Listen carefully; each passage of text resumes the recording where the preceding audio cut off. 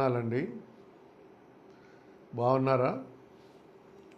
దేవుని మహాకృప ఈ రీతిగా మనం కలుసుకొని దేవుని మాటలు వినడానికి కేవలం దేవుడు చూపిన కృపే కారణం. ఈరోజు దేవుడు ఒక మాటను జ్ఞాపకం చేస్తూ వచ్చారు. యేసు ప్రభు వారు భూమి మీదకి మానవుడిగా వచ్చి ఎందుకు చనిపోయారు? యేసుక్రీస్తు భూమి మీదకి వచ్చి సిలువలో ఎందుకు మరణించారు? ఇది ప్రపంచానికి ఒక ప్రశ్న. మనుషులందరూ బ్రతకటానికే పుడతారు, కానీ ఆయన మాత్రం భూమి మీద మరణించడానికి పుట్టాడు. ప్రియులారా, ఈ మాట మీకు అర్థమైంది కదా? ప్రతి మనిషి పుట్టేటప్పుడు చేతులు బిగించి ఏదో సాధిద్దామని పుడతాడు, కానీ ఏం సాధించలేడు. కానీ నా ప్రభు భూమి మీద మానవ పాప పరిహారం కొరకు, మానవ పాపాలకు ప్రాయశ్చిత్తం చేయడం కొరకు ప్రభువారు భూమి మీద జన్మించారు.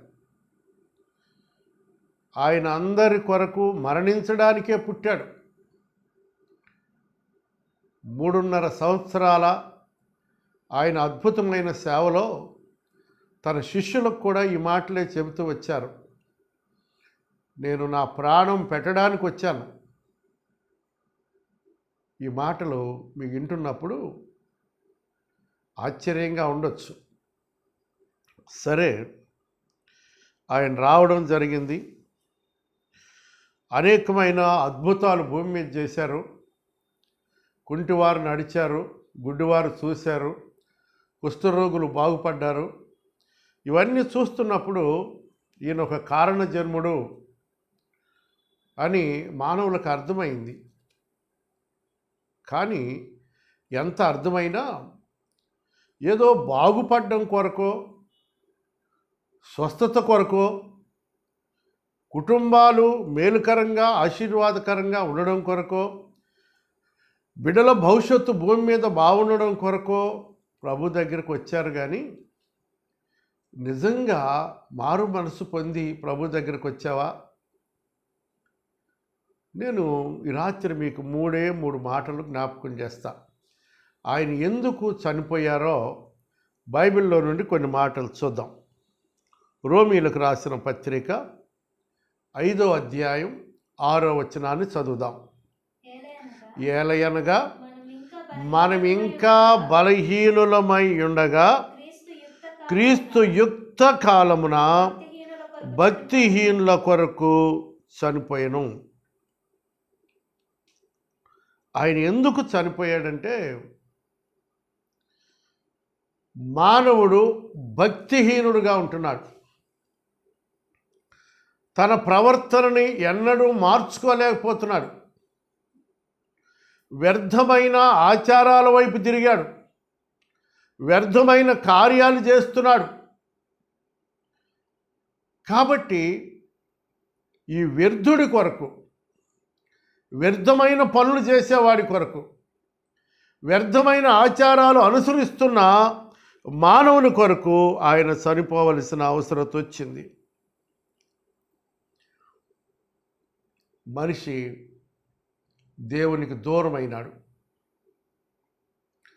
పాపం మానవుని దేవునికి దూరం చేసింది. దుష్టుడు ఈ వ్యర్థమైనటువంటి ఆచారాలను తీసుకొచ్చి వీళ్ళ లోపలికి వచ్చేసాడు. మనిషి దేవుని కన్నా, భక్తి చేయడం కన్నా, ఆయన నామాన్ని గణపరచడం కన్నా ఈ వ్యర్థమైన ఆచారాలు భలే ఉన్నాయి ఇతనికి. ఇవేమీ ఇతనికి పాపక్షమాపణ ఇవ్వవు. నీకు పాపక్షమాపణ ఇవ్వవు. నువ్వు ఎలాంటి భక్తి చేసినా, దీక్షలు చేసినా, ఉపవాసాలు చేసినా, చాలామందికి బహు ఆచార సంబంధమైన భక్తి ఉంటుంది. నాకు తెలుసు, నేను కొందరిని చూశాను. భోజనం చేద్దామా అమ్మా బ్రదర్ అంటే, ఈరోజు నేను ఉపవాసం అన్నా. ఏమో ఉపవాసం నువ్వు చేసేది? ఎందుకు ఉపవాసం చేస్తున్నావు? ఏదో కారణం నీ మదిలో ఉంది, దానిని నువ్వు పొందుకోవాలి. నువ్వు ఎన్ని ఉపవాసాలు చేసినా, ఎన్ని రాత్రులు పగళ్ళు తిండి తిప్పలు మాన్యా, నీ బ్రతుకు మారకుండా, మారు మనసు పొందకుండా నీ జీవితంలో ఏ కార్యం జరగదు. ఇవన్నిటినీ దేవుడు ఏం చెబుతున్నాడంటే, వ్యర్థమైన ఆచారాలు. ప్రభు మత్తయి సువార్త 15వ అధ్యాయం 9వ వచనంలో ఇలా అన్నారు. మత్తయి సువార్త 15వ అధ్యాయం 9వ వచనం ఏమంటున్నాడంటే, ఇలాంటి వాళ్ళని వేషధారులారా. మారు మనసు పొందకుండా ఏం ఉపవాసం చేసేది నువ్వు? మారు మనసు పొందకుండా ఏమి దాన ధర్మాలు చేస్తావు? మారు మనసు పొందకుండా ఎవరో చెప్పిన పనులన్నీ నువ్వు చేస్తున్నావు, కానీ అసలు నీ హృదయంలోకి దేవుణ్ణి ఆహ్వానించవే. నీ ఇంటిలోనికి దేవుణ్ణి ఆహ్వానించరేంటండి ప్రియులారా? ఇలాంటి వాళ్ళని నేను అనడంలా, దేవుడు అన్నాడు, వేషధారులారా, ఈ ప్రజలు తమ పెదవులతో నన్ను ఘనపరుతురు గాని వారి హృదయము నాకు దూరంగా ఉంది. మనుషులు కల్పించే పద్ధతులు దైవోపదేశములని బోధించుచు వారు నన్ను వ్యర్థంగా ఆరాధిస్తున్నారు. ప్రభువుని ఎరగకుండా ఎరిగామని వేషధారణ చేస్తూ, ఉపవాసాలు చేస్తూ, ఆరాధన చేస్తూ మంచిగా ఉన్నాను, పరలోకం వెళుతున్నాను అనుకుంటున్నావా? దీన్ని ప్రభు ఏమన్నారంటే వ్యర్థమైన ఆరాధన. ప్రియ సోదరి, జాగ్రత్తగా వినండి ఈ మాట. నువ్వు చేసే పని మంచిది కాదు. ఆయన్ని ఎరగనట్లుగా ఉండకూడదు. ఆయన ఎందుకు చనిపోయాడంటే, మనం ఇంకా బలహీనులమై ఉండగా క్రీస్తు యుక్త కాలమున మన కొరకు చనిపోయాడు. తెలుసా? ఈ బలహీనమైన కార్యాలు మనలో ఉండడాన్ని బట్టి ఇంకొక మాట చెప్తాను. అపోస్తలుల కార్యములు 14వ అధ్యాయం 15వ వచనం. అయ్యలారా, మీరెందుకు ఇలాగు చేస్తున్నారు? మేము కూడా మీలాంటి మనుషులమే. మీరు ఈ వ్యర్థమైన వాటిని విడిచిపెట్టి ఆకాశమును, భూమిని, సముద్రమును, వాటిలో ఉండు సమస్తాన్ని సృజించినటువంటి జీవము కలిగిన దేవుని వైపు తిరగండి అయ్యా. ఆకాశాన్ని, భూమిని, అందున్న సమస్తాన్ని సృజించిన దేవుని వైపు తిరగండి అయ్యా. మీరు ఏం జరిగింది ఇక్కడ అంటే, లుస్త్రా అనే స్థలంలో దేవుని సేవకులు ఒక బలహీనమైన పాదాలు కలిగినటువంటి వ్యక్తిని బాగు చేశారు. ఇక చూడండి, బాగు చేయగానే మన మధ్యకి వీళ్ళు దేవతల్లాగా వచ్చేశారు, వీళ్ళు దేవతలు అని వారికి దండలేయడం, వారి కాళ్ళ మీద పడడం, వారిని ఘనపరచడం, దేవుని కన్నా మనుషుల్ని ఘనపరచటం వాళ్ళు చూసి వాళ్ళు ఏమన్నారంటే, అయ్యలారా, మేము కూడా మీలాంటి మనుషులమేరా బాబు, మీరు ఇలా చేయడం తగదు. మీకు ఈ కార్యం చేసింది ఎవరంటే ఆకాశానికి, భూమికి సృష్టికర్త అయిన దేవుడు మా ద్వారా ఈ కార్యం చేశాడు, కానీ మేము చేసామని చెప్పడానికి మాకే అర్హత లేదు. ఈ దినాల్లో ప్రియులారా, చాలామంది క్రైస్తవులు ఇలా అయిపోయారు. కొన్ని స్థలాల్లో సభలు జరుగుతుంటాయండి. నాకు భలే విచిత్రంగా ఉంటుంది. వీడు మారు మనసు పొందడు, ఏమి లేదు. అక్కడ ఒక మైక్ పట్టుకొని ఒక అతను నిలబడి ఉంటాడు. ఏమండి, వాక్యం విన్నారు కదా, ఎలా అనిపించిందంటే, అబ్బో మహిమ దిగొచ్చిందని. వీడికి మహిమ ఏంటో తెలియదు. మేము అద్భుతాలు చూసామండి. ఇంతవరకు ఈ దైవ సేవకుడు చెప్పిన మాటలు ఎవరు చెప్పలేదండి. అంటే మరి యేసు ప్రభువుని ఏం చేద్దాం? బుద్ధి లేదా నీకు? నువ్వు మారు మనసు పొందకుండా, దేవుణ్ణి గనపరచకుండా మనిషిని గనపరుస్తావేంటి? అబ్బో, ఆయన మాట్లాడుతుంటే ప్రభు మాట్లాడుతున్నాడు. మారు మనసు పొందని ఓ బిడ్డలారా, ప్రభు మాట్లాడుతుంటే అక్కడికి వెళ్ళి ఏదో చూసి అంతవరకే ఉద్రేకమైనటువంటి భక్తిని ప్రదర్శించి వచ్చేసి మనుషులకు ఘనత ఆపాదిస్తావేంటి? ఆయన గాడిదతో కూడా మాట్లాడగలడు. గాడిదను వాడుకున్న దేవుడండి ఆయన. మీరు ఎవరినో పొగుడుతున్నారని నేను బాధతో చెప్పడంలా, నన్ను పొగడమని నేను అనడంలా. వ్యర్థమైన భక్తి చెయ్యొద్దు అని దేవుడు చెబుతున్నాడు. నేను కూడా చెప్తున్నా.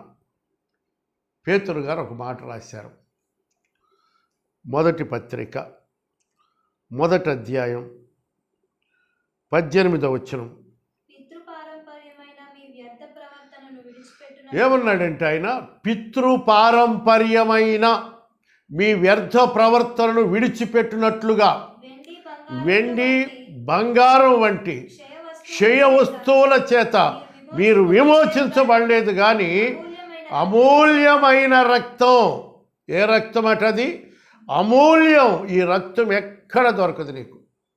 ఏ ల్యాబ్ కన్నా వెళ్ళండి మీరు, ఈ అమూల్యమైన రక్తం దొరకదు. ఒకవేళ వెళ్ళి అమూల్యమైన రక్తం ఒక ప్యాకెట్ కావాలండి అంటే ఒరే పిచ్చోడ పోరా అంటారు. ఈ అమూల్యమైన రక్తం ఏ గ్రూపుకైనా సరిపోయేది, ఏ కులానికైనా సరిపోయేది, ఏ మతానికైనా సరిపోయేది, ఏ తెగకైనా సరిపోయేది. నువ్వెక్కడున్నా నీకు సరిపోయేది. నీ పాపానికి ప్రాయశ్చిత్తం చేసేది అమూల్యమైన రక్తం.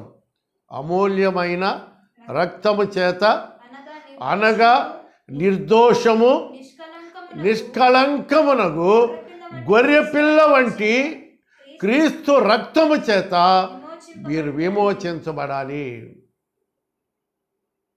గొర్రెపిల్ల రక్తం అది నిష్కళంకమైంది, కళంకము లేని రక్తం.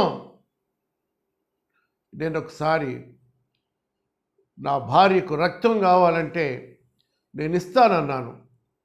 ఆ డాక్టర్ పరీక్ష చేసి అన్నారు, నీ రక్తం నీ భార్యకు పనికిరాదు. మరి ఎలాగా? కానీ ప్రభు రక్తం అయితే ఎవరికైనా పనిచేస్తుందండి. కనుక గమనించండి, ఎందుకు ప్రభు ఈ లోకానికి వచ్చి చనిపోయాడంటే మన యొక్క బలహీనతను బట్టి, మన వ్యర్థ ప్రవర్తనను బట్టి, వ్యర్థ ప్రవర్తన నుంచి విడిపించడానికి నా ప్రభు శిలువలో మన కొరకు ప్రాణం పెట్టాడు. ప్రియులారా, జ్ఞాపకం చేసుకోండి. ఎందుకు చచ్చిపోయాడని అడుగుతావేంటి? నా కోసం చనిపోలేదంటావేంటి? లోకంలో ఉన్న అందరి కొరకు ఆయన వచ్చాడు. ఆయన అందరి కొరకు ప్రాణం పెట్టారు. అర్థమైందా? మానండి. ఇప్పటికైనా ఈ వ్యర్థమైన ప్రవర్తనలు మానండి. వ్యర్థమైన భక్తిని ప్రక్కన పెట్టండి. యేసు ప్రభుని సిలువలో చూడండి. ఆయన చేతుల్లోండి కారిన ఆ రక్తం కిందకి మీరు రండి. దేవుడు మిమ్మల్ని శుద్ధులుగా చేస్తాడు, పరిశుద్ధులుగా చేస్తాడు. అర్థమైంది కదా? ఒకటి, మనం ఇంకా బలహీనమై ఉండగా, అంటే వ్యర్థమైన ఆరాధన, వ్యర్థమైన భక్తి, వ్యర్థమైన ఆచారాలు చేస్తూ ఉండగా ఆయన మన కొరకు మరణించాడు. ఒకటి. రెండవ మాట చెప్తున్నాను. రెండవ మాట 5వ అధ్యాయం రోమాపత్రిక 8వ వచనం. మీరు వ్యర్థ ప్రవర్తనులైనా, వ్యర్థంగా ఆరాధిస్తున్నా, వేషధారణతో ఉన్నా, ఏమన్నాడంటే, అయితే దేవుడు మన ఎడల తన ప్రేమను వెల్లడిపరుస్తున్నాడు. ఎట్లనగా మనం ఇంకా పాపులమై ఉండగా చాలు, క్రీస్తు మన కొరకు చనిపోయాడు. ఎందుకు చనిపోయాడు ఆయన? మనం ఇంకను పాపులమై ఉండగా, పాపిని పరిశుద్ధునిగా చేయడానికి ఆయన చనిపోయాడండి. అయిలారా, పాపిని పరిశుద్ధునిగా చేయడానికి నా ప్రభు భూమి మీద చనిపోయారు. మనుషులందరూ పాపం చేసి దేవుడు అనుగ్రహించే మహిమను పొందలేకపోతుండగా ఆయన మన కొరకు ప్రాణం పెట్టవలసిన అవసరత వచ్చింది. మనిషి ఓవైపు బాగానే ఉంటున్నాడు, ఓవైపు పాపం చేస్తూనే ఉన్నాడు. ఓవైపు భక్తిగానే కనపడుతున్నాడు, ఓవైపున పాపం కొట్టొచ్చినట్టు కనపడుతూ ఉంది. కాబట్టి ఎఫెసీ పత్రిక 5వ అధ్యాయం 26వ వచనంలో ఇలా ఉంది. ఎఫెసీ పత్రిక 5వ అధ్యాయం 26వ వచనం, క్షమించండి, మొదటి యోహాను పత్రిక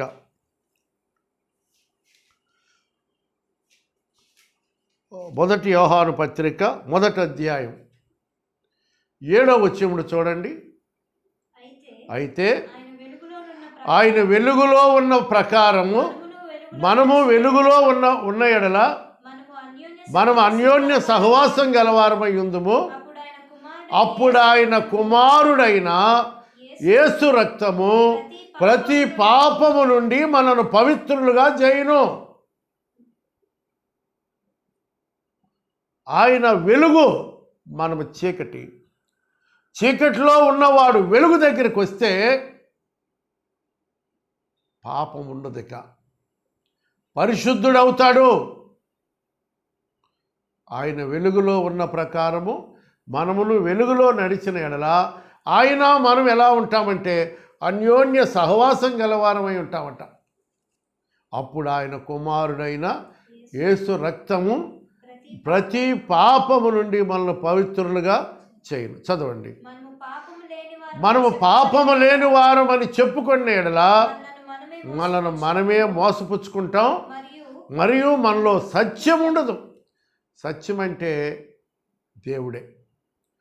పాపము లేదు. చాలామంది కొంచెం బేకారంగా మాట్లాడారు. ఏంటంటే మీరు పాపం చేశారేమో, మేమేం చేయలేదు. ఒకసారి ఓ దైవజనుడు వాక్యం చెప్తా ఉన్నారు. చెప్తా ఉంటే పాపం పాపం పాపం అనే చెప్తున్నాడు ఆయన. ఒక ఆయన కోపం వచ్చి, ఏంటంటే ఎప్పుడు పాపం పాపం అంటారు, మంచి మాటలు రావా మీకు? ఆశీర్వాదాన్ని గురించి చెప్పరా? ఫలింపును గురించి చెప్పరా? మా బిడ్డలు ఎలా ఆశీర్వదించబడాలో అవన్నీ మేము వస్తుంటే మీరేంటంటే పాపం పాపం అని చెబుతారంటే, అంతమందిలో దైవ సేవకుడు చిన్నపోయాడు. సరే ఒక నిమిషం ఉండండి అయ్యా అని లోపలికి వెళ్ళి ఒక బాటిల్ తెచ్చాడు. ఆ సీసా మీద హనీ అని రాసి ఉంది. చెప్పండి, హనీ అని రాసింది అంటే తేనె. ఏంటిది అంటే తేనె అన్నాడు. ఒక్క నిమిషం ఉండని లోపలికి వెళ్ళి అదే బాటిల్ మీద పాయిజన్ అని రాశాడు, అంటే విషం అని రాశాడు. ఇప్పుడు ఇదేంటి అన్నాడు. విషం అన్నాడు. ఇందాకేం చెప్పావు? తేనె అన్నావు, ఇప్పుడు దీన్నేమో విషం అంటున్నావు. ప్రియులారా, లేబులే మారింది. లేబుల్ మారగానే అది విషమైపోయింది. మరి తేనెను తేనె అని చెప్పాలి, విషాన్ని విషమని చెప్పాలి. మరి పాపాన్ని పాపమని చెప్పకపోతే ఎలా? ఆ రోజు అతడు పశ్చాత్తాపడ్డాడు. అవునయ్యా, పాపంలో ఉన్నాను కనుకనే నేను ఆ మాట చెప్పలేకపోయానయ్యా అని అతడు చాలా పశ్చాత్తాపడినట్లుగా మనం ఎరుగుదాం. ప్రియమైన దేవుని బిడ్డలారా, మీరు గమనించండి, ఈ మనిషి ఎలా ఉన్నాడంటే పాపాన్ని ఒప్పుకోలేకపోతున్నాడు. ఆ 9వ వచనంలోనే అంటాడు, మన పాపములను మనము ఒప్పుకొనే ఎడల ఆయన నమ్మదగిన వాడు నీతిమంతుడు గనుక ఆయన మన పాపములను క్షమించి సమస్త దుర్నీతి నుంచి మనను పవిత్రులుగా చేయి. ఆయన ఏం చేస్తారంటే మన పాపాలను క్షమిస్తాడు. ఎంత ఘోర పాపివైనా నిన్ను క్షమించటానికి ఆయన సిద్ధంగా ఉన్నాడు.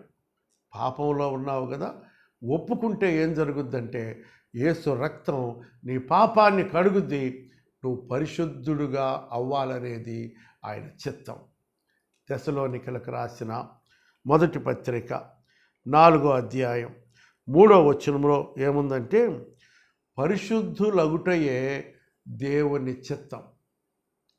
నువ్వు పరిశుద్ధుడు కావాలని, పరలోకాన్ని పొందుకోవాలని, ఆయనతో నిత్య సహవాసంలో ఉండాలని ఆయన చిత్తమైతే మనమేమో భూమి మీదనే బ్రతికినంత కాలం పాపంలోనే ఉండాలని ఆశపడుతున్నాం. నేను ఒక ఊరు వెళ్ళాను, మీటింగ్ అయిపోతే అక్కడ రాత్రి ఉండాలి. నేను ఒక ఇంటిలో ఒక అమ్మ భోజనం పెడతా ఉంది. ఒక 50-60 సంవత్సరాలు ఉంటాయి. అమ్మ మారు మనసు పొందారా అన్నాను భోజనం పెట్టే తల్లిని. ఇంకా ఏం మారు మనసులేయ్యా, ఊరు అమ్మంటుంది, కాటి అమ్మంటుంది అంది. అంటే అర్థమైందమ్మా అంటే మా పని అయిపోయింది కదయ్యా, ఇంకా మారు మనసు పొంది మాత్రం ఏం ప్రయోజనం, నీకు పని అవ్వలేదమ్మా, ఇప్పుడే మొదలైంది. ఇప్పుడు నువ్వు మారు మనసు పొందితే రేపు పరలోకంలో ఉంటావు. అయ్యా ఇప్పుడు కూడా పొందొచ్చా? కొంతమంది పిచ్చి తల్లులకి ఈ సంగతి తెలియదు. ఒకవేళ ఎవరన్నా రక్షించబడిన బిడ్డలుంటే ఆ తల్లులను కూర్చోబెట్టి చెప్పరు, ఆ తండ్రులకు ఆ మాటలు చెప్పరు. కనుకనే వారు ఆ వీధుల్లో అలా కూర్చొని ఏదో వాళ్ళ యొక్క ఊసుపోక వాళ్ళ ఆలోచనలు వాళ్ళు చేస్తూనే ఉంటారు. కనుక పరిశుద్ధత లేకుండా ఎవరు కూడా ప్రభువుని చూడలేరు అనే మాట మనం దేవుని వాక్యంలో మనం గమనించగలం. కనుక పరిశుద్ధపరచబడాలి. ఒకటి, మన యొక్క వ్యర్థ ప్రవర్తన నుంచి విడిపించబడాలి. రెండవది, మనం పరిశుద్ధులుగా చేయడానికి ఆయన పిలిచాడు. వ్యర్థ ప్రవర్తనను విడిచిపెడితే మనం పరిశుద్ధులుగా తీర్చబడతాం. ఎందుకంటే రేపో మాపో ప్రభు వస్తున్నాడు. మన వస్త్రాలు తెల్లగా ఉండాలి. ప్రకటన గ్రంథం 7వ అధ్యాయం 14వ వచనంలో మాట చూద్దాం. అందుకు నేను 13 కూడా చదవండి. పెద్దలలో ఒకడు తెల్లని వస్త్రములు ధరించుకొని, పెద్దలలో ఒకడు తెల్లని వస్త్రములు ధరించుకున్న వీరెవరు, ఎక్కడి నుండి వచ్చిరని నన్ను అడిగాను. అందుకు నేను, అయ్యా మీకే తెలియననగా అతడు ఇలాగు నాతో సెలవిచ్చెను, వీరు మహాశ్రమల నుండి వచ్చిన వారు, గొర్రెపిల్ల రక్తములో తమ వస్త్రములు ఉతుక్కొని వాటిని తెలుపు చేసుకున్నారు. ఆయన చెప్తున్నాడు, వీళ్ళు ఎవరంటావా? మహాశ్రమల నుంచి వచ్చిన వారయ్యా. మనిషికి ఇప్పుడున్న పరిస్థితులు ఏయో శ్రమ అనిపిస్తున్నాయి, కుటుంబంలో ఉన్న పరిస్థితులు శ్రమ అనిపిస్తున్నాయి. కానీ ఆనాటి బిడ్డలు, భక్తులు మహాశ్రమల గుండా వెళ్ళారట. వాళ్ళు ఎలా వెళ్ళగలిగారంటే వారు గొర్రె పిల్ల రక్తములో తమ వస్త్రాలు ఉతుక్కొని తెల్లన చేసుకున్నారు కనుక వాళ్ళు వెళ్ళగలిగారు, పరిశుద్ధులుగా తీర్చబడ్డారు. ఇది రెండవ మాట. మూడవ మాట 10వ వచనం. ఏలయనగా శత్రువులమై ఉండగా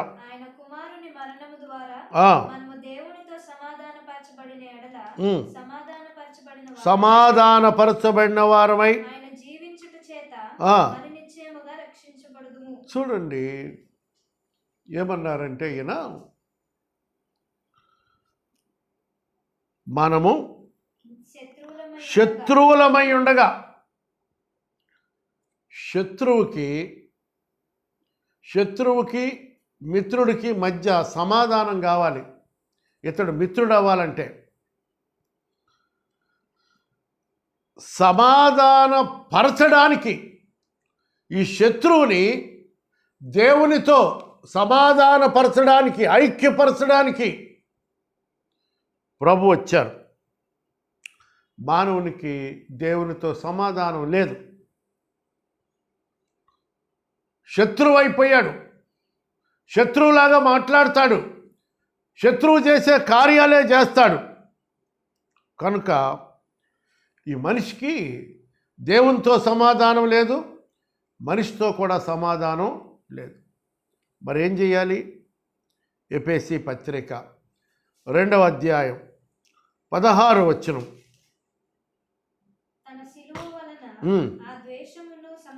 ఆ ద్వేషాన్ని సంహరించి దాని ద్వారా వీరిద్దరిని ఏక శరీరముగా చేశారు.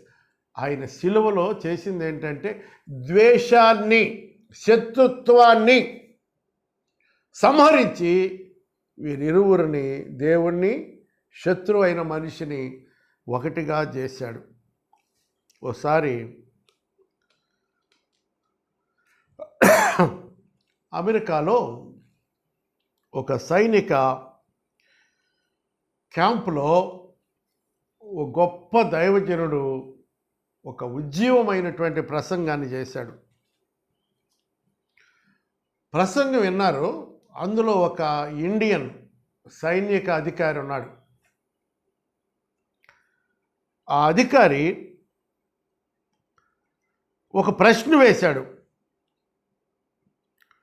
మీరంతా ఒకే దేవుణ్ణి ఆరాధిస్తారు కదండి? అవును. మరి మీకెందుకు ఐక్యత లేదు?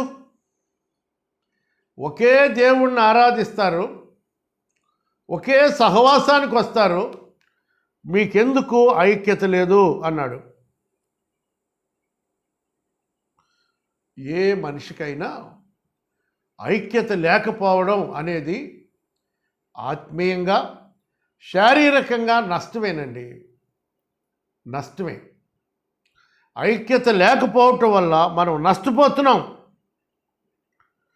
దేవునితో, మనుషులతో సమాధాన పడలేకపోతున్నాం. కాబట్టి వాక్యం ఇలా చెబుతుందండి. హెబ్రీ పత్రిక 12వ అధ్యాయం 14వ వచనం.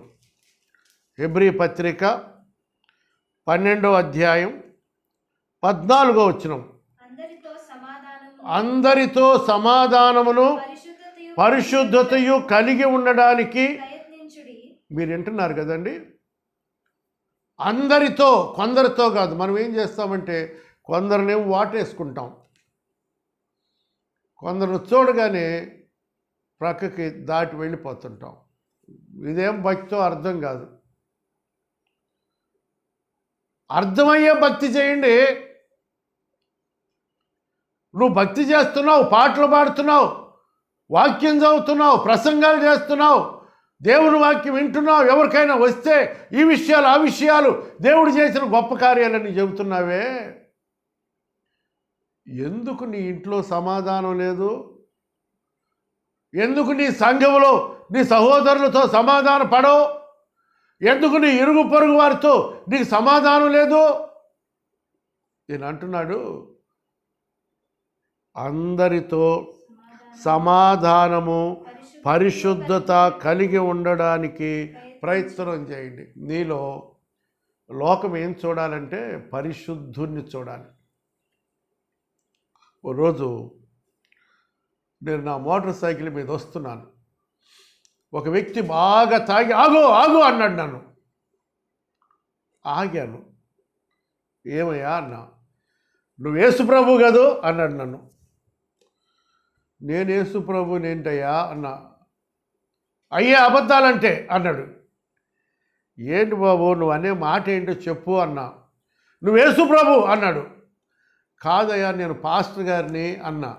అదే నీ గుడి కూడా ఉంది గేటు కింద, మధురానగర్ గేటు కింద నీ గుడి ఉంది, నాకు తెలుసు, నువ్వు యేసుప్రభువే అన్నాడు. మీరు గమనించండి, నాకు మనవడు ఉన్నాడు మధురా నగర్లో, తిమోతి అని, మా ఆత్మీయ బిడ్డ యొక్క కుమారుడు. వాడు నన్ను ఏమని పిలుస్తాడంటే, యేసు ప్రభు తాత దగ్గరికి వెళదాం పద అంటాడు. వాళ్ళ అమ్మని నాన్నని వాళ్ళు నవ్వుకుంటారు. వాడికి దైవ సేవకుడు ఎలా కనపడ్డాడంటే యేసు ప్రభులాగా కనపడ్డాడు. నేను అలా ఉంటానో లేదో నాకు తెలియదు, కానీ ప్రజలు నీలో నాలో ఎవరిని చూడాలంటే ప్రభువును చూడాలండి, ప్రభువును చూడాలి. ప్రియ బిడ్డలారా, సంఘమా, ఆలోచించండి. అందరితో సమాధానం ఉందా? మీ బంధువుల దగ్గరికి వెళ్ళి ఎంతకాలం అయింది? ఒకప్పుడు రాసుకొని పూసుకొని ఉన్నారు మీరు, ఇప్పుడు వెళ్ళా గమనించాలా? ఇంకో మాట చెప్పన, రోమా పత్రిక 12వ అధ్యాయం చదువు. ఎంతది? 18వ వచనం. శక్యమైతే నీ చేతనైనంత మట్టుకు ఎలా ఉండాలట? శక్యమైతే, చేత కాదులేండి అయినా అన్నాడు. శక్యమైతే సమస్త మనుషులతో సమాధానంగా ఉండండి అన్నాడు. శక్యమైతే శక్యం చేసుకో, ఆ సఖ్యతలోకి రా. శక్యమైతే సమస్త సమాధానంగా ఉండాలంటే ఏం చేయాలంటే, సమాధానం ఈ ప్రభువా అని ప్రార్థన చేయాలి. సమాధానం కొరకు ప్రార్థన చేయాలి. అప్పుడు పరిశుద్ధాత్మ దేవుడు నీకు సమాధానాన్ని ఇస్తాడు. ఆఖరిగా ఒక మాట చెప్పి ముగిస్తా. ఎఫెసీ పత్రిక 4వ అధ్యాయం 1వ వచనం. కాబట్టి మీరు సమాధానమును బంధము చేత ఆత్మ కలిగించు ఐక్యత యందు శ్రద్ధ కలిగిన వారై